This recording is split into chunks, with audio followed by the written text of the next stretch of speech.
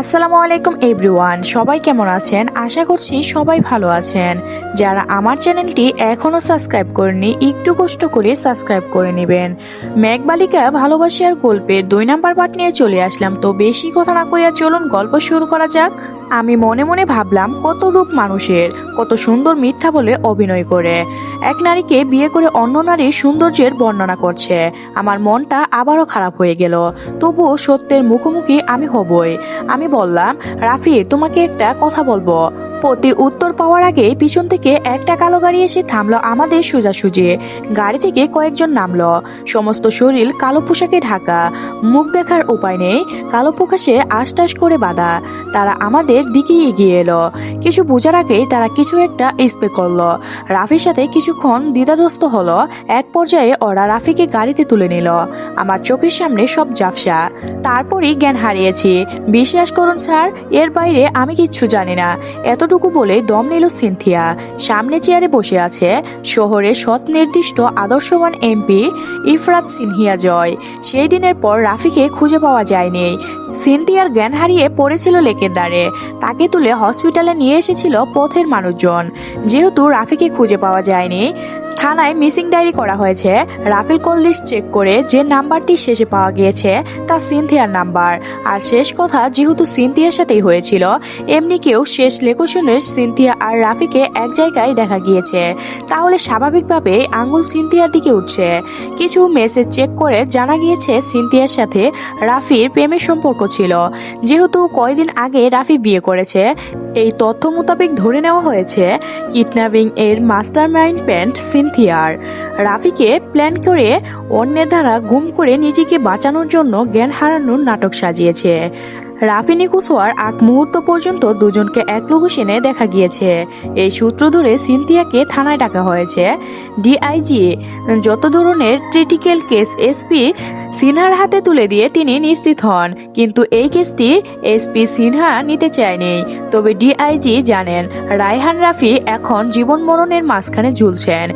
এই সকল critical case SP সিনহার হাতে তুলে দিয়ে সমাধান সম্ভব, যাতে সাপও মরে লাঠিও না ভাঙে। রোগীও মরার আগে ডাক্তার হাজির করতে না পারলে পুরো দেশ ছড়িয়ে যাবে। প্রেমিকাকে না জানিয়ে প্রেমিকের অন্য বিয়ে, অতএব প্রেমিকার প্লেনের প্রেমিক খুন।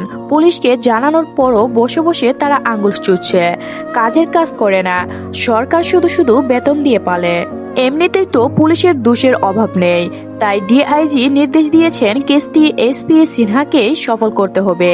কি আর করার, তাই এসপি সাহেব তার কাজে নেমে গিয়েছেন। পুলিশ জিজ্ঞাসাবাদের পেপার অ্যান্ড সল্ট, নরম এবং গরম পদ্ধতিতে কি করে তথ্য আদায় করতে হয় তা এসপি ভালো মতনই জানেন। টেবিলের এক প্রান্তে বসে আছে ইফরাত সিনহা জয়, অপর প্রান্তে সিনথিয়া। বিশালাকার 6 ফুট সুদর্শন পুরুষটির হাতে রিভলভার। টিগারে আঙুল রেখেছেন, রিভলভারটি তাক করে রেখেছেন সিনথিয়ার হাতের ওপর। কথার মধ্যেই মিথ্যার আভাস পেলে ট্রিগার চেপিয়ে দিবেন এই ভয়ও দেখিয়েছেন মুখোমুখি বসার আগেই। তার এত লুপুপুতু করে কথা বলার কোনো টাইম নেই। ভয়ে জড়সড়ো হয়ে আছে মেয়েটা। এসপি ইফরাত সিনহা রিভলভার সরিয়ে নিলেন।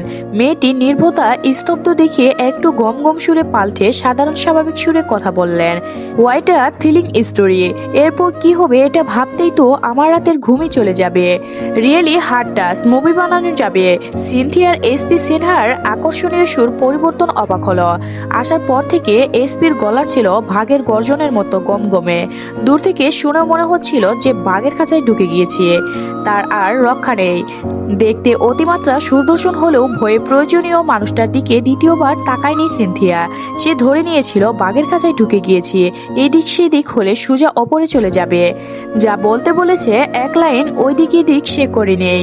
কিন্তু হঠাৎই এসপির নরম সুরের কথা শুনে সিনথিয়া ধীরে ধীরে চোখ তুলে তাকালো। সামনে বসে থাকা সুন্দর সুপুরুষটা তার কথায় মৃদু হাসছে। তিনি কি মজা নিচ্ছে? সিনথিয়ার ভীষণ রাগ হচ্ছে।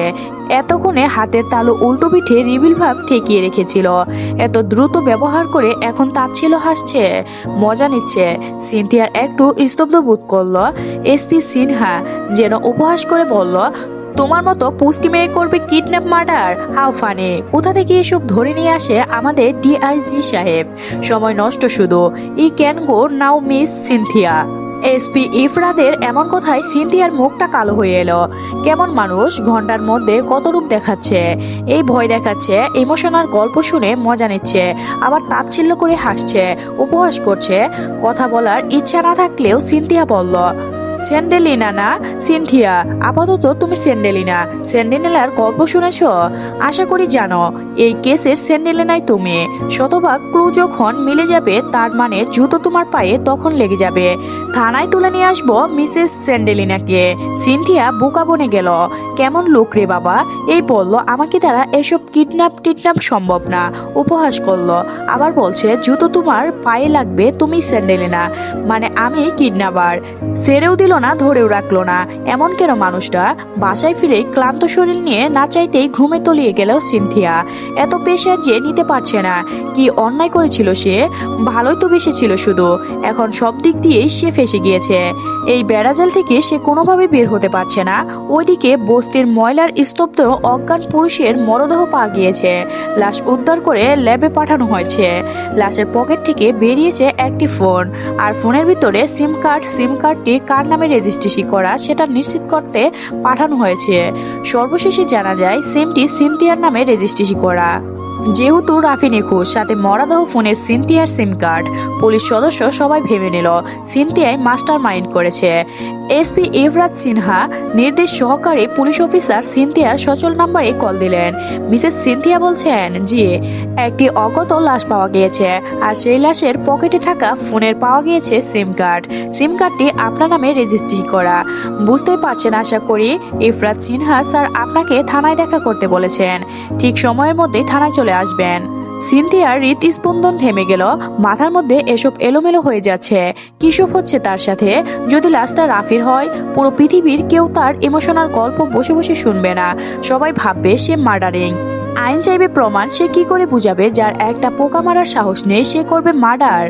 রাফির তদন্ত শুরু হওয়ার আগে অজ্ঞাত লাশ উদ্ধার। লাশটি মূলত কার জানা হয়নি, কারণ মুখটা পুরোপুরি থেতলে গিয়েছে।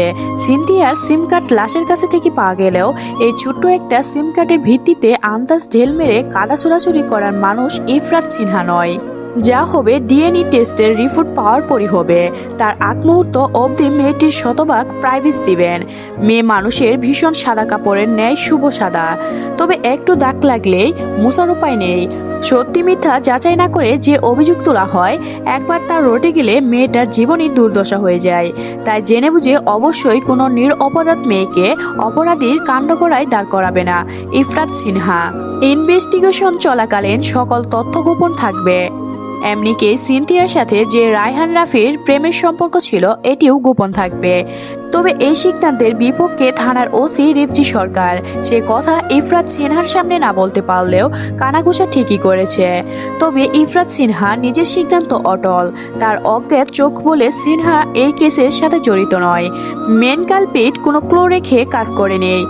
আর এত সুরক্ষা প্ল্যান সফল করা এই তরুণীর পক্ষে সম্ভব নয়। ইফরাত সিনহা গত মাসের ফাইল চেক করেছেন। 8টা ফাইলের মধ্যে 7টা ম্যাচিং কেস। 1 মাসের মধ্যে কয়েকটি জেলার 7 তরুণ নিখোঁজ। পরিবারের দেওয়া তথ্য অনুযায়ী কেউ চাকরির খুঁজে ঢাকা এসেছেন, কেউ বিদেশে যাওয়ার উদ্দেশ্যে, তবে কারোরই খোঁজ মেলেনি। ফাইল গত মাসের। এই থানার সকল দায়িত্ব রিজভি শিকদারের ওপর, কিন্তু তিনি তো এই বিষয়ে কোনো কিছুই তাকে ইনফর্ম করেনি। ইফরাত সিনহা টেবিলের কোণে থাকা টেলিফোন তুলে নিয়ে নেয়।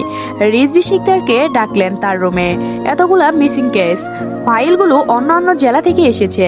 যেহেতু বেশিরভাগ তরুণ ঢাকাতে চাকরি খুঁজে এসে নিখোঁজ হয়েছে, সেহেতু ফাইলে কপি পাঠানো হয়েছে রিজভি শিকদারের কাছে, যা গত মাসে পাঠানো হলেও এ বিষয়ে ইফরাত সিনহাকে কিছু জানানি হয়নি।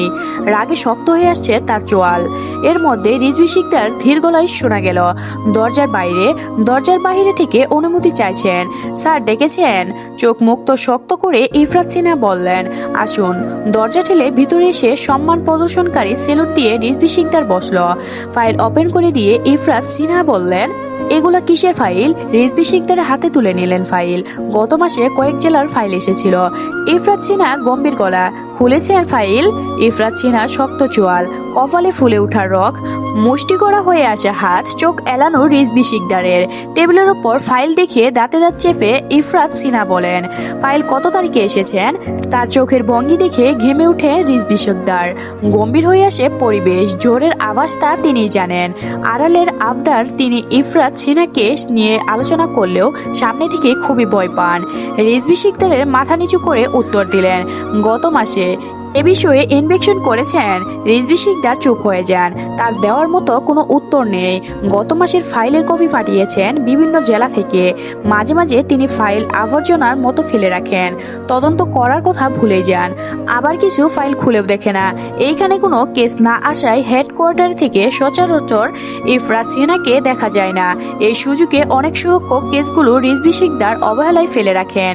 কিছু সময় আরামায়েশ কাটান, তবে এই ফাইলগুলো একেবারে জন্য খুলে দেখা হয়নি তার। এই সত্যি কথা কি বলা যায়? বললেই ইফরাত সিনহা তার মুখ দিয়ে হাত ঢুকিয়ে হৃৎপিণ্ডে ছিঁড়ে বের করে নিয়ে আসবে। বিপদ জেনেও রিজভী শিকদার মুখ বন্ধ করে রইলেন। ইফরাত সিনহা হাতের মুষ্টি পাকিয়ে সজোরে ঘুষি মারলেন শক্তপোক্ত টেবিলের ওপর। টেবিলও যেন থরথর করে কেঁপে উঠছে।